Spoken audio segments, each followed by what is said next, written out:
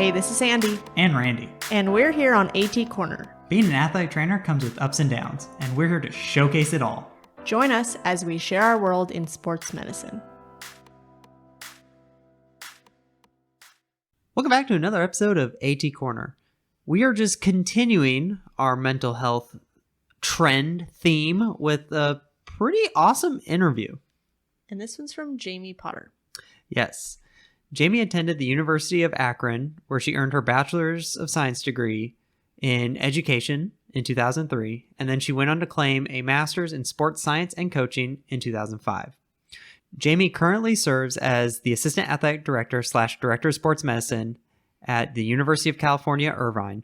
Prior to this, she was the Assistant Athletic Director of Sports Medicine at Cal State Fullerton.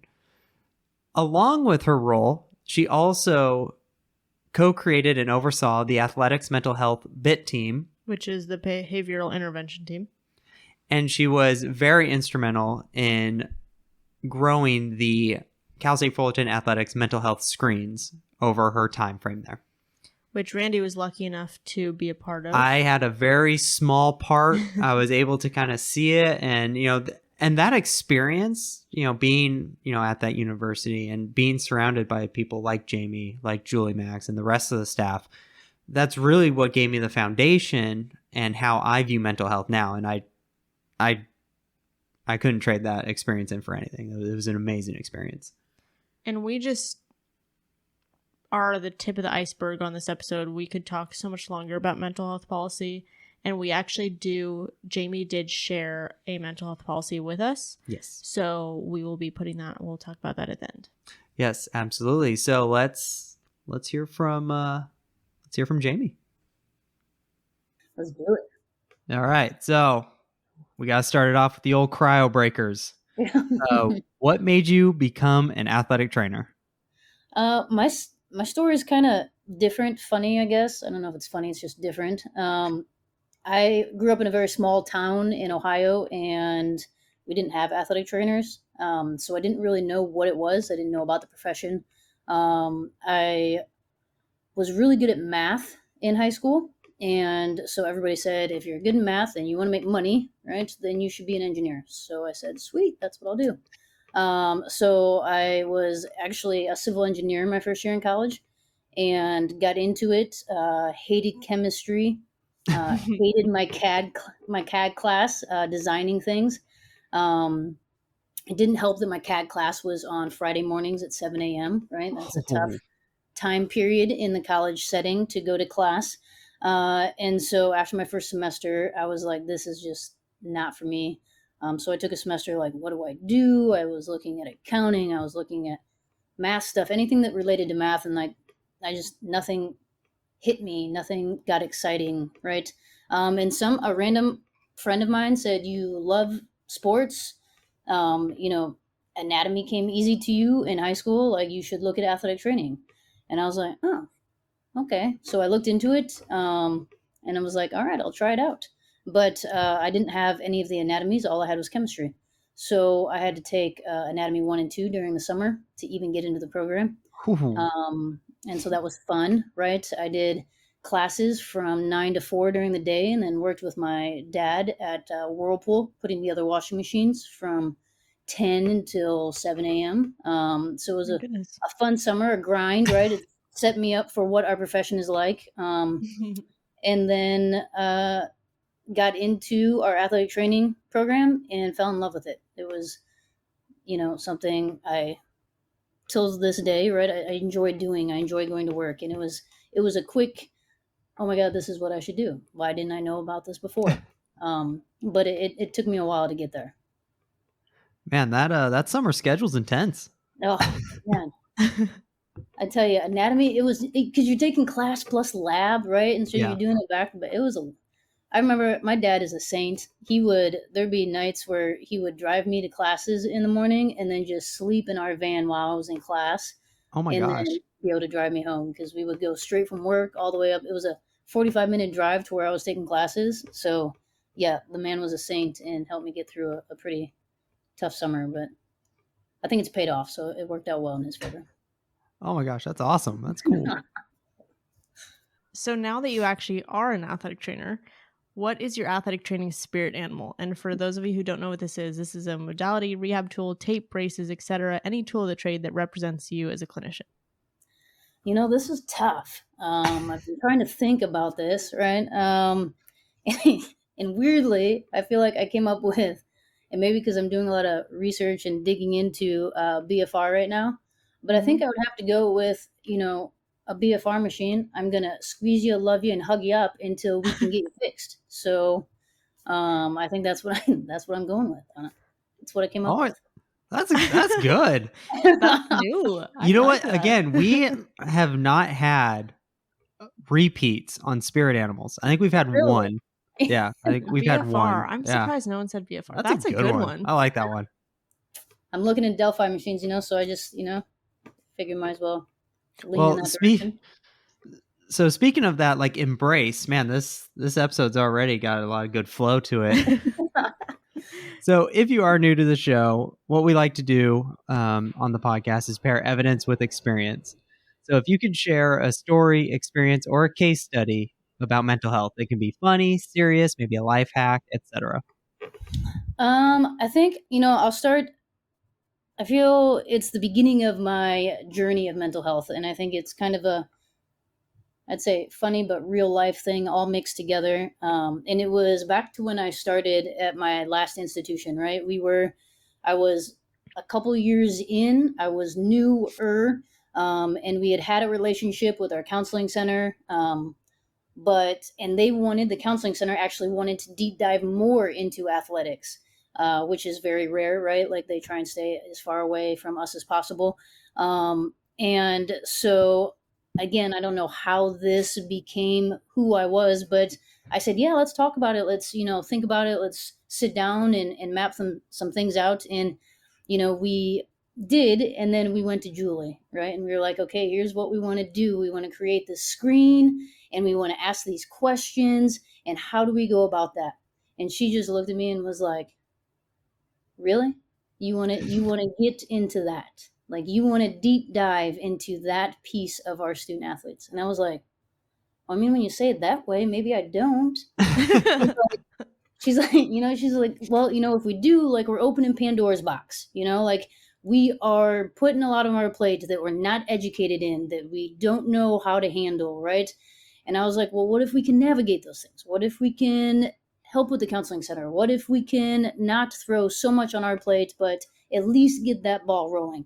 And it took, like, I love her to death, but it took some real, like, muscling to get her to come around to it, right? And was like, okay, then let's do it. And once we did, like, if anybody knows Julie Max, right, she's going to accept it with opening arms, and she's going to move the couch, and she's going to shake it up, and she's going to say, whatever you want to do, let's do it.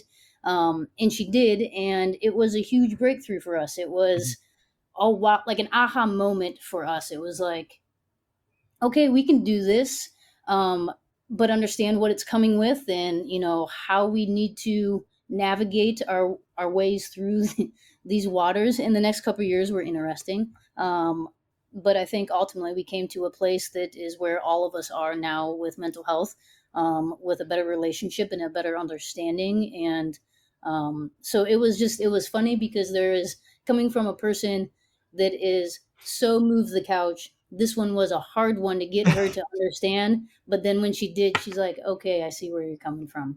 All right, we really do need to. The first student athlete we had in her office that opened up and said, these are the things I have going on in my life, she said, okay, we were meant to do this. So it was good. It was an aha moment. Big time. And that's definitely, the athletic trainer is in a great position to make that kind of, to have that effect. Yeah. And then definitely kind of being on the kind of like later stages of that process. It came at the perfect time, because that was right around when the NCAA started making a real big push on mental health. So it really kept you guys ahead of the curve. Yeah. And it's crazy even to think about, what that big push was then. And we're talking, 5 years ago, 6 years ago, 7 years ago, right? And how big, even more of a push it is now, and how farther down we are, and yet it's still a big push that people still aren't really deep diving into. I also feel like with the big push and the idea of it becoming more open, Mm. people and individuals feel like they can become more open.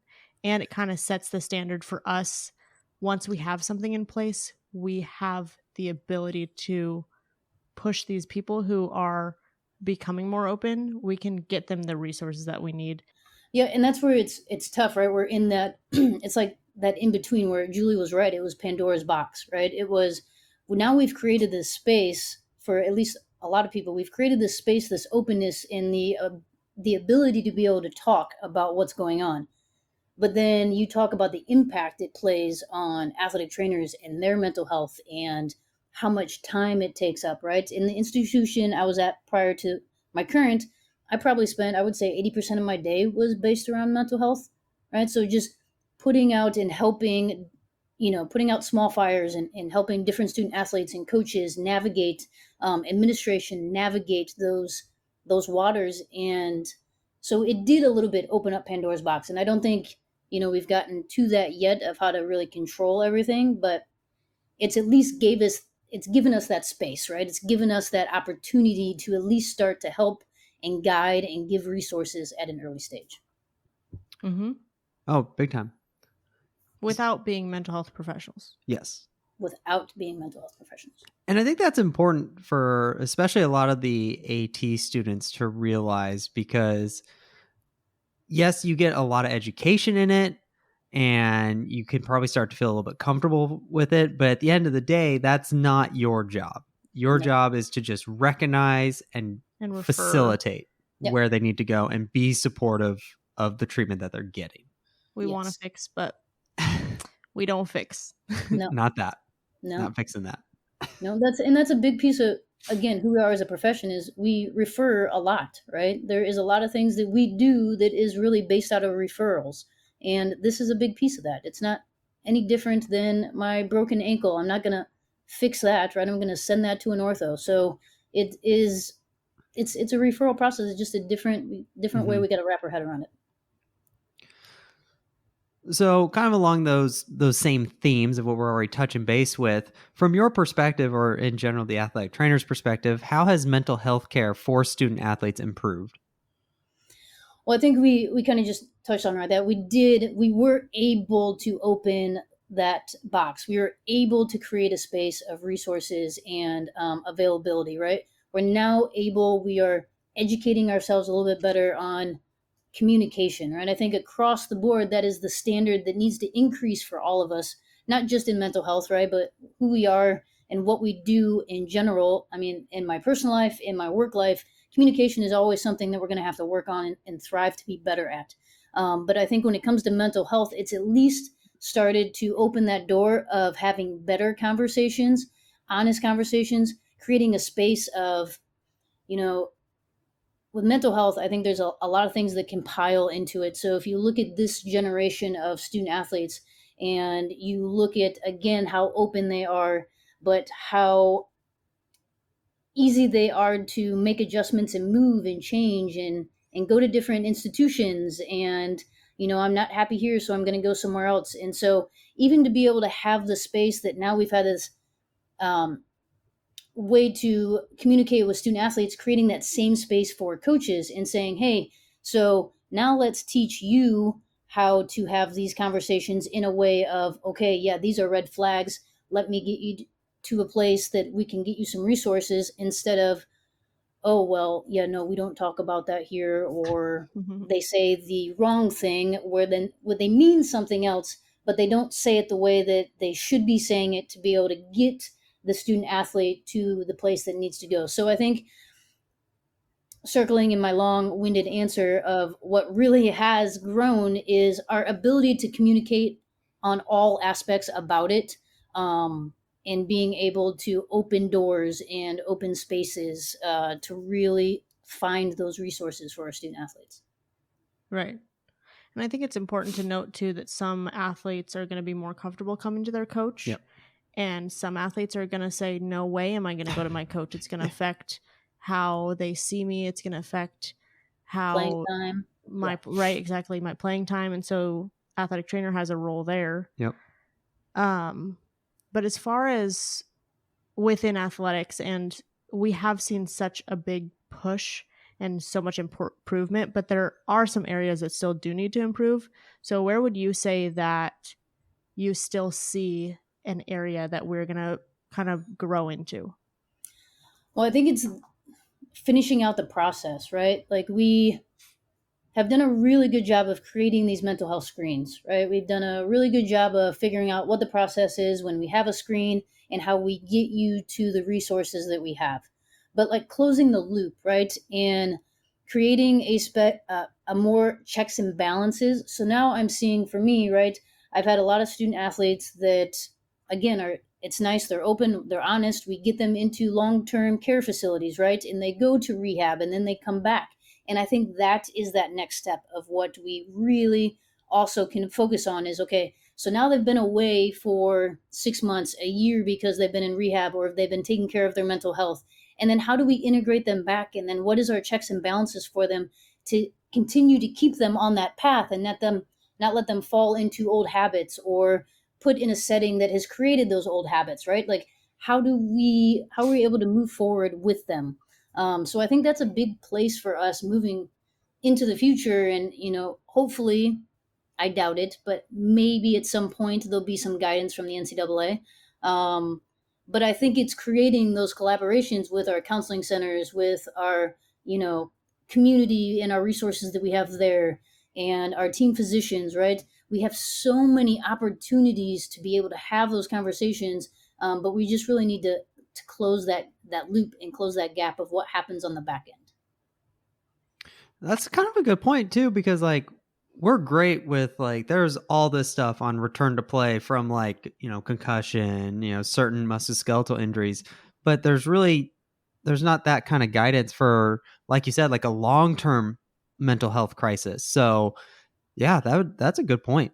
That'd be really good to have and have that kind of outlined and something that would be new for athletics. Yeah. And I mean, it's happening more often, right? I mean, I can say in my last 10 years, I've had probably 6 student athletes that have gone into a long-term rehab facility, right? For anything from eating disorders to depression. But some have returned to athletics and some have not, right? Some said, this is the end of my career. And some said, no, I really want to give it a go. I want to be able to get back in. And again, it's a second chance. It's, like, it's what we do. We have big hearts. We have, we want to love them up and we want to be able to get them back to what they were doing before, just like an ankle sprain, just like an ACL, right? And it's really just trying to map out what that looks like, because it's different to wrap your head around a little bit, where it shouldn't be, but it is. Yeah. Well, like you said, like I feel like no one's been really prepared to try and handle that as an athletic trainer. Like I know it's kind of seeing the students, like they talk about mental health, but they don't talk about that post part. Yeah. All right. Like, what do you do? Yeah. So what are some, like, going from that perspective, like how do you navigate that for that student athlete coming back from that long term? Because you don't want to be like totally like critical and be like, hey, are you okay? Like, so how do you kind of navigate that? It's finding that middle ground, right? And I think it's sitting down with the student athlete. It's sitting down with the coach. It's sitting down with that team physician and their athletic trainer. And we're having an honest conversation, right? We had an honest conversation to get to this point. So let's have another honest conversation. What are things that trigger you? What are situations that you aren't comfortable in, right? How can we help guide you in our next, let's make short-term goals and long-term goals. What can we do to help you get through these next 2 or 3 weeks? And then what are things that you think we can do long-term, right, that gets us through the season?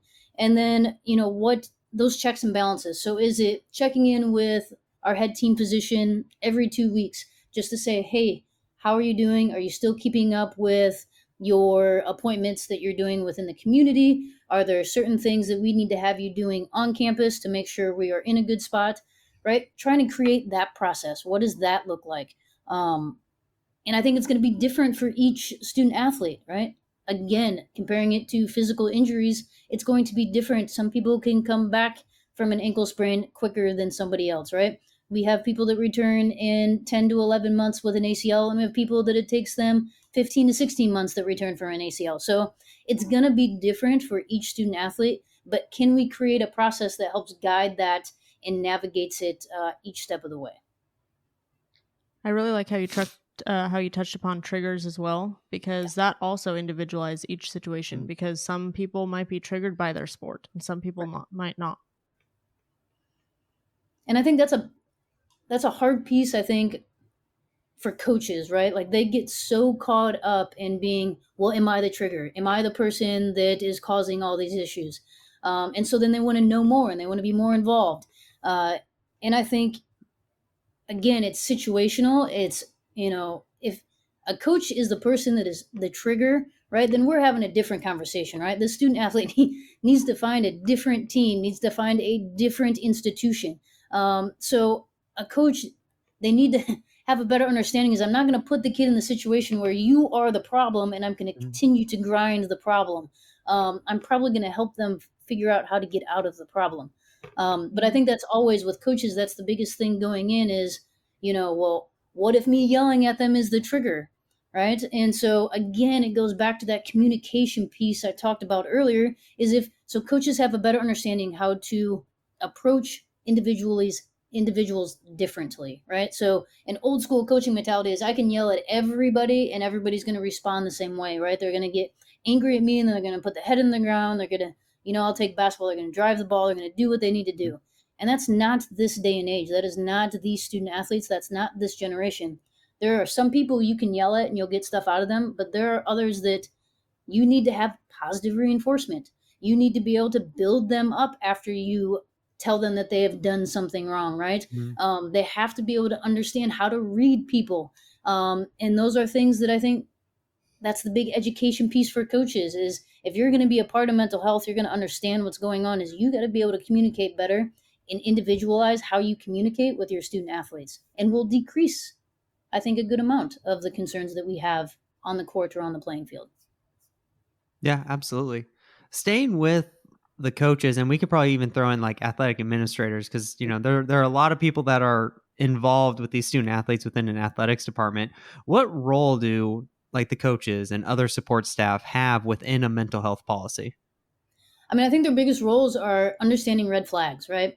Understanding and knowing their student athletes to what things have changed. If you got a student athlete that is usually a happy-go-lucky person and they're coming into practice and they're zoning out 15 minutes in and they're not paying attention and you got to be able to see those things, right? You have to have a relationship with your student athletes. You have to, get to know them a little bit. I've had coaches that I've worked with in the past and that has always been their biggest downfall is that they're only superficially understanding their student athletes and, they're a part of my family, but they're really not. Like, do you know what their parents do for a living? Do you know what, they're doing next weekend because it's their aunt's birthday, right? Like things that we do because we spend so much time with them that they don't really deep dive into some of those student athletes. And I think the more they get to know them, the more they get to understand them, then they understand those red flags. They see things a little bit better. They can have better conversations to be able to refer in the right direction. And I think when it comes to administration, you can pair this in with coaches, but being open-minded, right? Like you have to understand that mental health is not black and white, right? It is a very gray area and you have to, again, treat each situation individually and you have to understand that how you thought the process was going to go could not be the way that it's going to end up.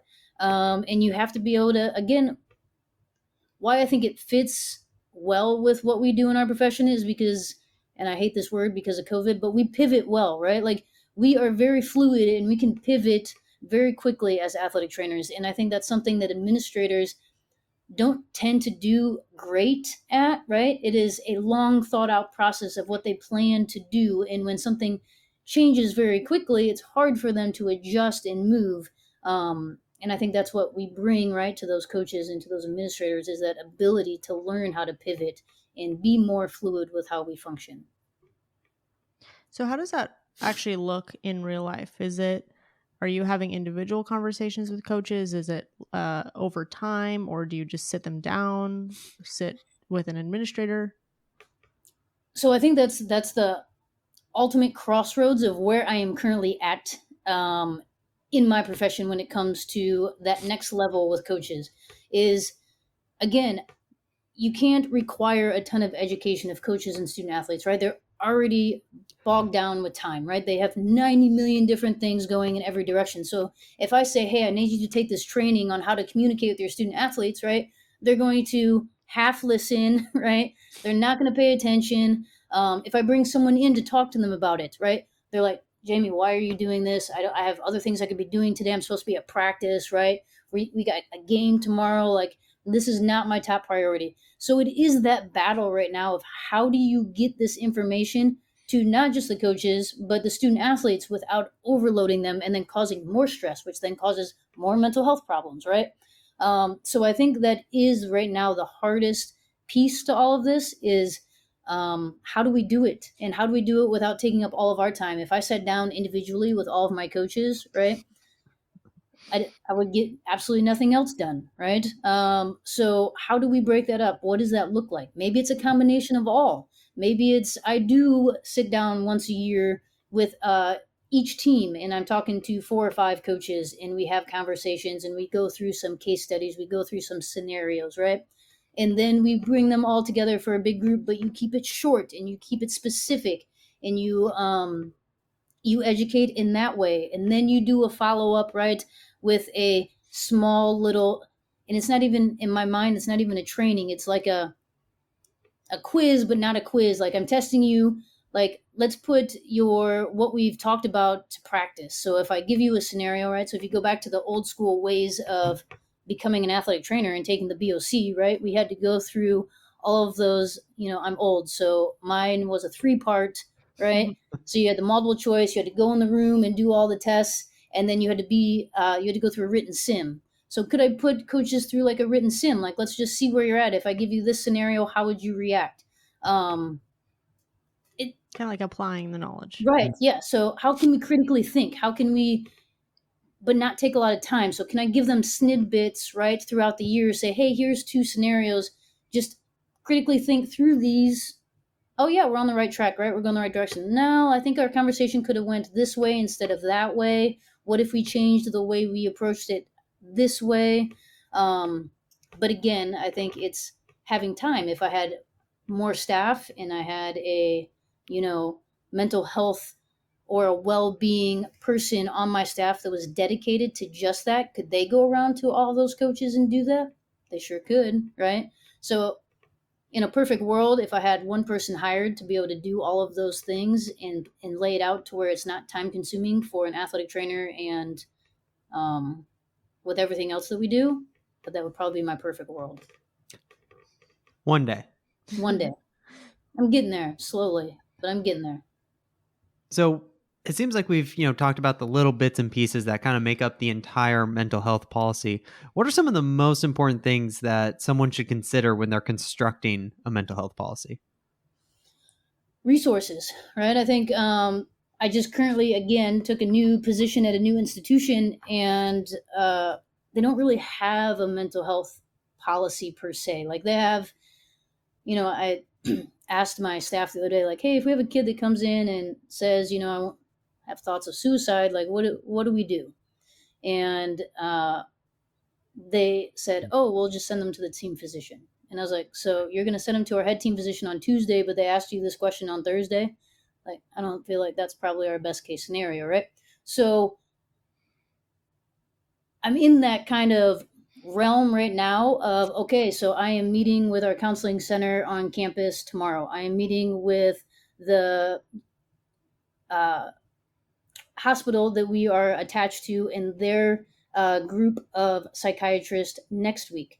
I have a group of sports psychologists that I'm meeting with at the end of next week as well, right? So how do I create my team? What does that look like?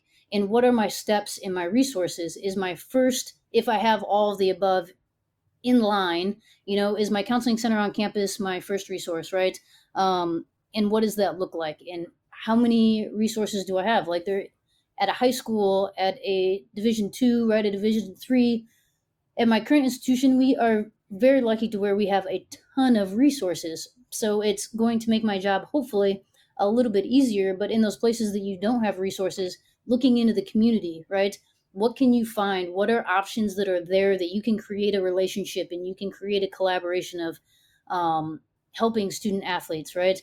And I think the more places you can find, but at the same time narrowing down your pathway, so you can't have too many options, right? Like, if I give a student athlete, okay, you can go A, B, and C, right? They're, well, what do I do? I don't know. What do you think? Which direction should I go? So they need more of a clear cut, I need you to go to A. If A isn't working out, right, then we'll go to B, and things of that nature. So I think when you're putting together your mental health policy, it's one, making sure that you have education in place, you have the support that you need from your administration, and then you have the ability to go and get as many resources as you can.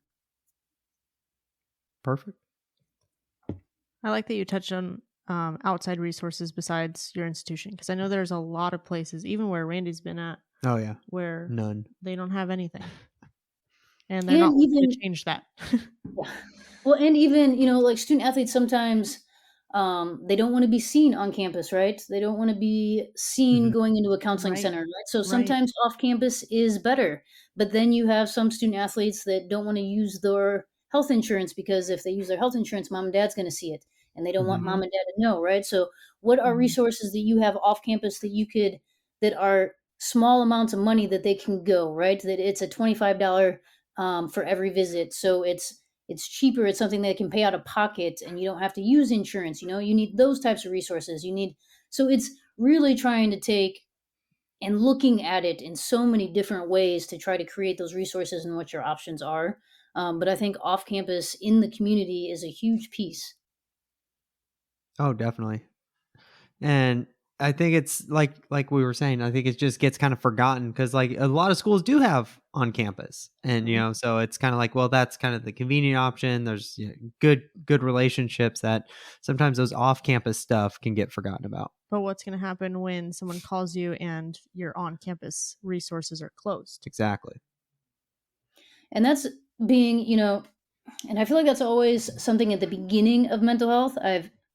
I think in my last year, I've seen so much mental health and so many things that I wouldn't say I've become numb to anything crazy, but at the same time, I've seen so many things that it's changed my opinion on how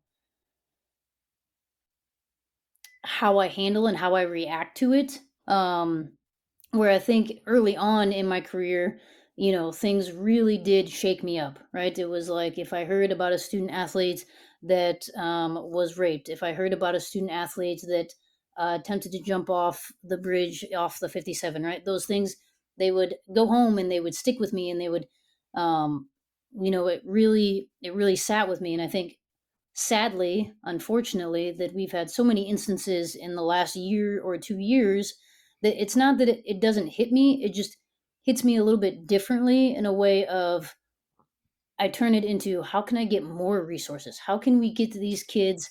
Like, I have kids that will come in and say, I have issues all the time, but what about the one kid that didn't answer anything on our screen and hasn't come in and asked for help, and they're the person standing on top of my parking structure, right, trying to jump off at 11 p.m. at night, right? How do I get to that kid? And so it's really trying to get to, how do we really create a more open space? I think we've come a long way. If we look at when we started the mental health screens at my old institution, probably at the beginning, probably I would say this past year was like our real solid fifth year of getting through a consistent of how we were doing it and what we were doing. And you finally saw seniors that had the buy-in, right? That were telling the incoming freshmen or the incoming transfers, like, yeah, this is a norm. Like, this is what Jamie does. It's easy. If you have any issues, you go into our office, right? And again, it opened up Pandora's box, and that's why I spent 80% of my life working on mental health, right? But it was getting people in the door, and people were getting the buy-in. But I think that's always going to be something that hangs over us with mental health, is getting everybody, right? If there's one way to separate out our mental and our physical, the physical you're going to see, right? They cannot play with it, right? If you got a broken ankle or a torn ACL, they're not going to be able to play. But with a mental health issue or concern, right, they could technically play, and they've probably been playing with it for a very long time, and they can cover it up, right? Mm-hmm. And so that is what makes it different and makes it harder, is trying to get to them and be able to find them, and make sure that it's the kid that you didn't know about. Mm-hmm. Can you talk a little bit more about that screen that you use? Yeah, so we at my old institution, we created one ourselves back in the day, and it's kind of navigated along the last 5 years, but it's pretty in depth. It asks some very specific questions, and then it just uses 4 generalized screens for eating disorders, depression, anxiety, and suicide. So it was like 4 general screens put in to a mix of a bunch of checked boxes of, do you have thoughts in the last 2 weeks of suicide? Have you had thoughts of hurting yourself or someone else? Have you consumed too much alcohol? Have you used drugs? Have you had unwanted sexual behavior, right? Things like that we were screening for. And then that was what we called a pre-screen. So then our counseling center would then go through those, and we had created the form in Qualtrics. So you could pick like the big red flags. So thoughts of suicide, harm to themselves or somebody else, unwanted sexual contact, and there was one other one that they would, so that you could pull in Qualtrics the answer to those 5 questions, right? And then that would flag a student athlete. And so those flagged, right, would be the ones that saw our liaison for our athletics department in the counseling center. And so then after that, that was a pre-screen. And then student athletes, we would have a week full of mental health screens. So a positive that came out of COVID is it made this much easier, actually, via Zoom. But student athletes would sign up. We would throw them into breakout rooms with counselors, and then they would do the CCAPs. So the CCAPs is the standard, right? The Penn State put out 3 years ago. We were actually lucky enough to be a part of their pilot, and so we were able to keep it. So the CCAP they do with the counselor in the breakout room, and then they can look at their pre-screen, and then they kind of go through. They have a conversation. The biggest piece in that moment is to talk about resources, where the counseling center is, where they can get help off campus, who their contact is in athletics, right? But if there is big red flags, or there's something that is emergent that needs to be dealt with, then we have a crisis person on hand that they can refer to, and then walks them through an actual crisis situation. So then that is kind of what kicks off. It's our mental health physical for the year. That's Nice. really awesome. Yeah. Yeah, it was pretty cool to be a part of that experience. It was really awesome. Learned a lot. Yeah, you do. And I think every year, right, we're going to continue to learn. We're going to continue to grow. I don't think there's been a year yet that there hasn't been something that's come up that I've never dealt with. And we're like, okay, well then let's, how do we adjust? How do we move through? But then it also gives you some great statistics, right? If you can put together a mental health screen, and you can create some of that data that says, you can look at things across, this is what is going on in soccer's, right? Or this is what's going on in this population. So we were asking towards the end a lot of demographic questions. Are you a first gen? We started getting into sexual orientation questions, right? And so we were trying to start correlating, or to see if things correlated as we move through. So it gave us an ability to at least do some statistics at the end, to also, right, go back to our administration and say, this is how many, kids we had come in, right, with depression, anxiety, or thoughts of suicide. And in a perfect world is I would do a screen at the end of the year, right? A follow-up screen to say, okay, then, these are the people that were able to get resources, and then this is where we are now sitting at the end of the year. I think that was always a big piece and a hard question for me was, when do you do the mental health screen, right? When is the best time to give them the mental health screen? So we did it when we first started it, before school started. So it was in the summer, right? Before even, it was during soccer's and volleyballs when they were in their preseason, and then right before everybody else coming back. So you had 4 sports: soccer's, men and women's soccer, volleyball, and cross country, that had really already started their season. And then you had everybody else that was new coming in, right? So you got all those freshmen that were excited, like, ooh, I'm excited to be in college. I can't wait to start basketball season, right? I can't wait to do this. And so they were very happy, and there wasn't any issues on their mental health screen. And then you got into season and you got into things, right? And then that changes. So that was always a hard question, is when do we give the screen? Is it better to do it mid-semester when people, now we're in the grind, now we're into classes, now is where we're going to find those really tough points. Do we do it then? But we don't have time in the middle of the year. We shut down the entire counseling center for 2 or 3 days to be able to do these screens. They're not able to do that in the middle of the semester. Do we do it early and then do a follow-up maybe in December, right? And see how did it change based on their preseason compared to their middle of the year. And that was something in my previous school we were never able to really do or kind of finish the thought on it. But it is definitely something I think that is out there, is what is the best time to do these screens? Is it that same time as a typical physical going into a typical season? I don't know. I think maybe if we did 2 a year, right, we would find probably a better time to be able to do it. But again, trying to find that time. In my perfect world, if I could hire someone to do it, we wouldn't have problems.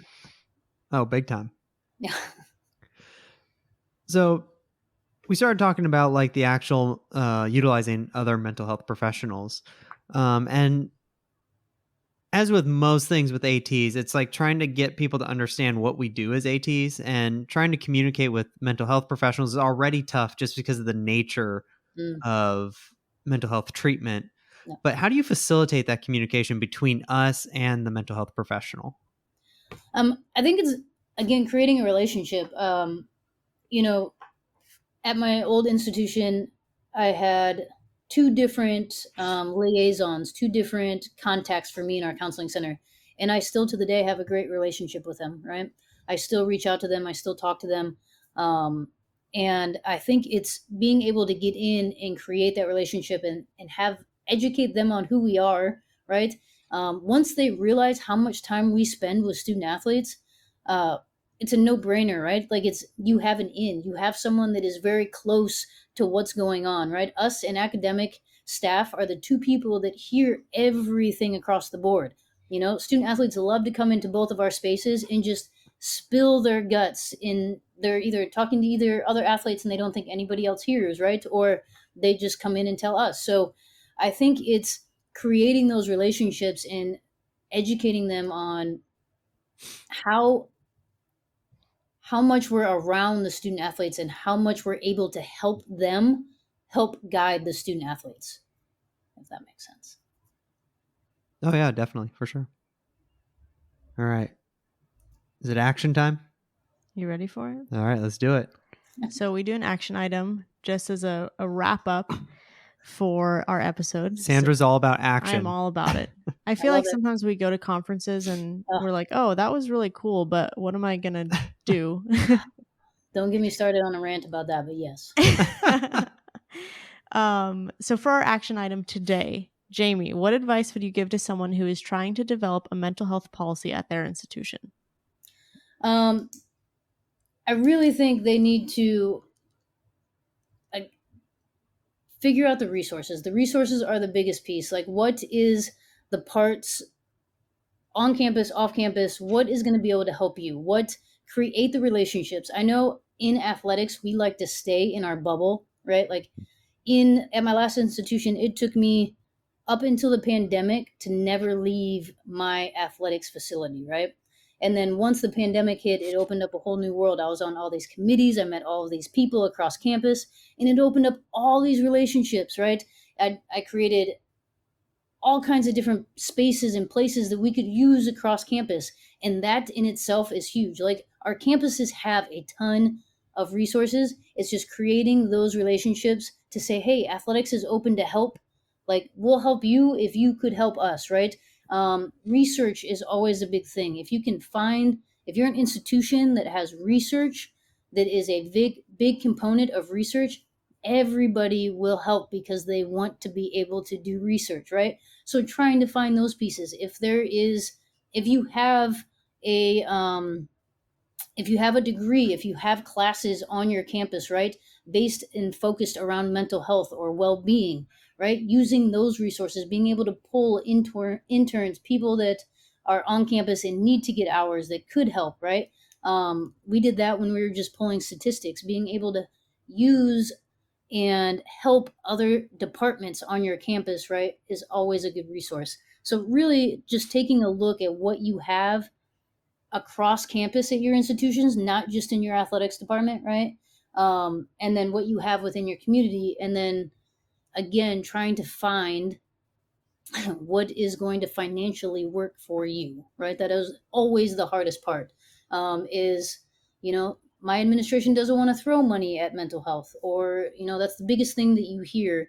As at my old institution, we were really good at doing really good things with not a lot, right? That was that was literally our slogan, right? We can win championships with little amounts. And that was something that was hard for me, right? And a reason why I had to move on a little bit is that we do need resources, and we do need to be able to find. I know I have to work outside the box in so many different ways, but what can we use? What can we generate, right, to help move us in that direction and move the needle when it comes to mental health and well-being? And that's where we're going, right? If you look at this NCAA, the new NCAA that's coming out, right, we're going to be a whole new world, and there is going to be so many requirements, and a lot of these institutions are going to have to try and find the money. And mental health and the student athlete well-being is huge. That is where they're going. That is what they're doing, and we're going to have to figure out how to back up those resources. 100%. I mean, it just goes back, even this summer when the NCAA did their survey, and just seeing how much it still affects student athletes, which, if anything, it shows how willing the student athletes are to report, and the stigma is starting to go away. Yeah. And I mean, I think that the NCAA is moving in the direction that the student athletes should have a voice, right? And they're going to start putting them in those rooms, that they're going to start putting them on boards. They're going to start putting them in administration meetings, so that they do have a voice and that they can express their concerns. And this mental health is going to be a big piece of how NCAA moves forward. That's awesome. Yeah.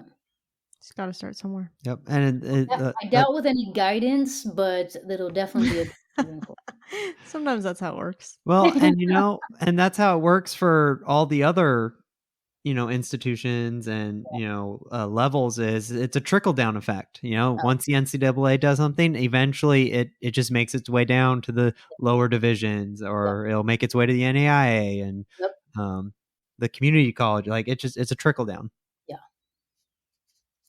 There is so much you can take from this episode. Oh, 100%. And I mean, and like you said, before we started, we could go on and on about mental health and mental health policy. Mm-hmm. So I think this is a great way to kind of start thinking about it and what you need to do. And it really does kind of boil down to resources and building relationships. Right. And, it's funny because I just finalized our mental health EAP, or emergency action plan, at my institution. But just from this episode, I'm like, man, there's so much more that I can't wait to add to it. Oh, 100%. And the tough thing is, working in athletics, you want to be able to control everything, and you want to be able to offer everything, and having unlimited resources is always the goal of athletics. And, that's not the reality. And with mental health, there's a lot you just cannot control. Mm-hmm. And you really have to rely on different arms within the community or with even just within campus. But all it takes is reaching out and someone's willing to help, for sure.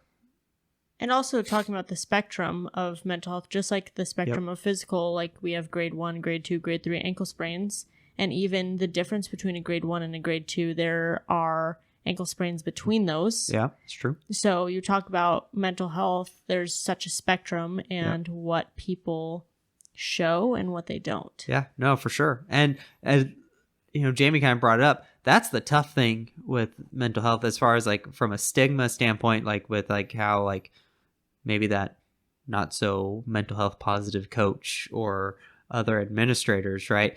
Like physical injury, like you see it. You see how much pain they're in. You see how much it debilitates them. You see that how it affects their performance, right? So it's easier to understand it and see that, oh, that this is a problem.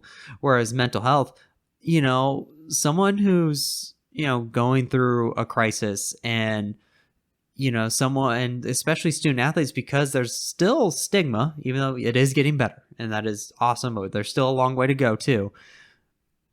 They do a really good job of hiding it because they don't want to be viewed as being weak, or they're afraid that like, oh, what if coach thinks I'm faking it, or like, this could affect my playing time, like all this stuff.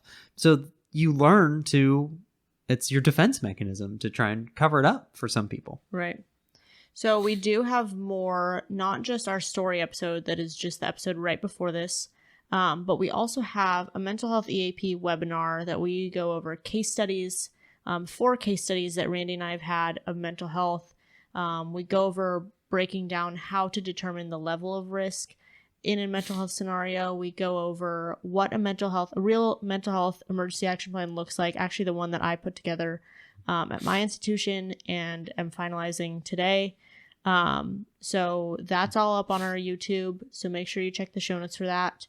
We do have a mental health policy from Jaime that we'll also be putting up probably in our Facebook group. Yes. So if you're not a part of our Facebook group, go to facebook.com/group/ATcornerPodcast, where we will put up probably in the files or in the post. Yep. You can just search the group if you are not listening to this currently.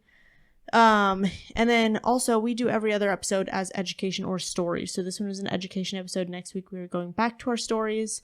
If you're interested in submitting a story, make sure you head over to our Instagram, where we post on our Instagram stories kind of prompts and questions for you guys to come up with some experiences that you guys share your experiences. Absolutely. So other than that, I think I don't have anything else. No, I think we're good. Thank you for helping us showcase athletic training behind the tape. Bye.